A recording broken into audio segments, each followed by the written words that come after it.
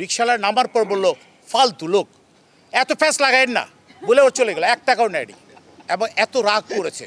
তো রাজ ভাই আমাকে কোন পর্যায়ে নিয়ে গেছে তো বুঝতেই পারছেন। আমি একটা কর্পোরেট হাউসে কাজ করেছি প্রায় 22টি বছর, 4টি গাড়ি কথা নয়। সেখানে কেউ বলতে পারবে না যে আমার ক্যারেক্টারে সারাপ, সেখানে আজ আমার বয়স এত। তো সেই জায়গাটায় রাজ ভাই আমাকে এই জায়গাটায় নিয়ে গেছে, কিন্তু কেউ আমাকে এতটা বাজে কথা বলে যে আবার রিক্সাওয়ালা ভাইটি বলেছে। যাক, তার প্রতি রেসপেক্টিভ মানুষকে সেই বিদেশে বসেও কতটা টানে, তার একটি নাম হচ্ছে এইটা আমাদেরই গল্প। তাই বলিতেছি, সেটি হচ্ছে এই নাটকটি যখন প্রচার হয়েছে তখনও আমাকে দেশে বাইরে থেকে অনেকে, স্পেশালি কলকাতা থেকে, মেঘালয় থেকে অনেকে ফোন করে বলেছে রাজবাবুকে বলুন না এটিকে 5 দিন করে দেওয়ার জন্য। আমি রাজভাইকে এটা এসে বলেছি, রাজভাই দেশে বাইরে থেকে অনেকেই ফোন করে করে আমাকে বলছে এটি যেন 5 দিন দেখতে চায়। তো একটি নাটক কতটা জনপ্রিয়তা পেলে তার যেটি 5 দিন পর্যন্ত দেখতে চায়, তার শুধু আমাকে দেখার জন্য না, শুধু ডিকন ভাইকে দেখার জন্য না, পায়েলকে দেখার জন্য না, বসে ভাইকে দেখার জন্য না, বা ইরফান সাজ্জাদকে দেখার জন্য, বা অনেকে যারা আছে, প্রত্যেকটা জায়গায় প্রত্যেকটি মানুষ অসাধারণ অ্যাক্টিং করেছে, শুধু আমার জায়গাটা ছাড়া।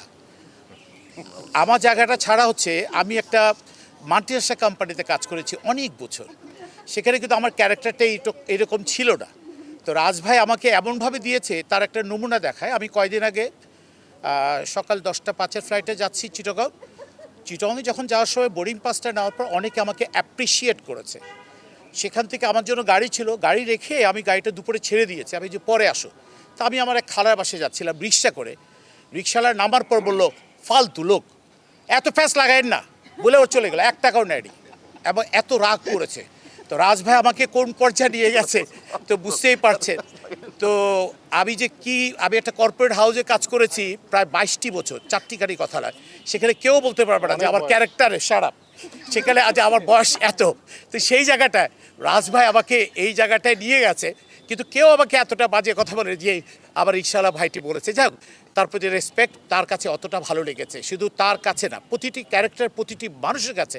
স্পেশালি আমাকে কয়দিন আগে হংকং সাংহাই ব্যাংকের একজন ভদ্রলোক, উনি আছে এখন বর্তমানে টরন্টোতে, উনি বলল যে বুকিত ভাই, আমি সেদিন একটা ইন্টারভিউতে বলেছি যে আমরা মানে হাজব্যান্ড ওয়াইফ এবং বাচ্চারা মিলে সকাল 9টা 10-এ বসেছি, রাত 11টা পর্যন্ত সমস্ত পর্ব দেখে ফেলেছে। তার মানে কি, একটি মানুষকে সেই বিদেশে বসেও কতটা টানে, তার একটি নাম হচ্ছে এইটা আমাদেরই গল্প।